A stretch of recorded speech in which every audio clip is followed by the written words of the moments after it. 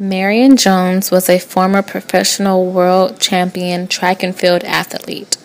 She was the first woman to win 5 track and field medals at a single Olympic game. She helped give hope to other women athletes, showing them that anything is possible if you work hard for it. The events that she was known for were the 100 meters, 200 meters, and long jump. She was known as the fastest woman on earth. During her time, Marion Jones was an important role model in women in sports because she held down many world records in her events, and many people looked up to her. She wanted to be a role model for all girls in sports because she knows that when you want something, you go get it. She also showed major improvements because of how hard she worked to get where she was at. Marion Jones was a very persistent, dedicated, and she was basically unstoppable until in the year 2007, shock arose across the track and field world when she was tested positive for having a performance enhancement drug in her system, in which she had to return all of her medals, become disqualified from her events, and she was sentenced to 6 months in jail. The type of impact that Marion Jones had on women in sports blew everyone's mind because for years she denied those accusations. She had a lot of fans that looked up to her and who were devastated when they found out she was lying the whole time. At one point, Marion Jones was on top of the world until all of her lies brought her back to reality. And to this day, Marion Jones is trying to put the past behind her and move forward as best as she can.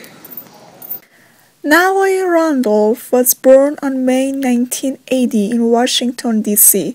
She graduated from the University of Virginia in 2002 with a BA in Environmental Science, and she earned a Master in May of 2003. Natalie passionate about football. When she was a kid, her father was a football coach. She learned the football technique from her father. In graduate school, she didn't have time to play football. So after she graduated, she found a job in a high school and worked as a biology teacher. At that time, she played football more often. After a while, she became professional football, and the head football coach of the team asked her to help out with boys' team at the school. After a while, she requested to be a coach in that team, and in 2010, Natalie Randolph made history. She was being in all news because she became the only female football coach in that streak. I chose Natalie Randolph through all of the coaches because I like her beliefs. She believes when people passionate about a thing, they should go for it and never give up. Even they might have many challenges. Natalie went through a lot of challenges to be a football coach, but her motivation won all problem, and eventually she could become coach of a boy football team at first time. She believes having a goal is nothing to do with gender, and she said in one of her interviews, being female has nothing to do with it. Even she is soft-spoken, she knows how to teach, and she shows us masculine quality is nothing to do with being a coach. She also believes education should be a priority in a player's life. She believes football is not what people can live their life. Students should not separate classes and fail. Getting A in the class is very important to her than being a good player in football.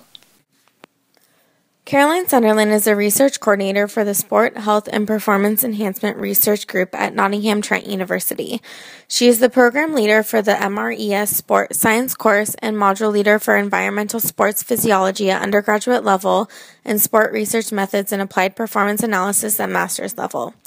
Her interests of study include high-intensity intermittent exercise by investigating the physiological demands of team sports and how performance may be improved through training or nutritional interventions, exercise in extreme environments by evaluating the effects of exercising in the heat and investigating acclimation regimens and cooling strategies to optimize performance, and appetite by investigating the mechanisms for controlling appetite and energy intake.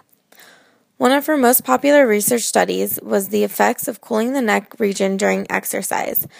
8 endurance-trained, non-acclimated men around the age of 26 completed 4 running tests at approximately 70% VO2 max. For 2 out of the 4 trials, she used a cooling collar on the participants.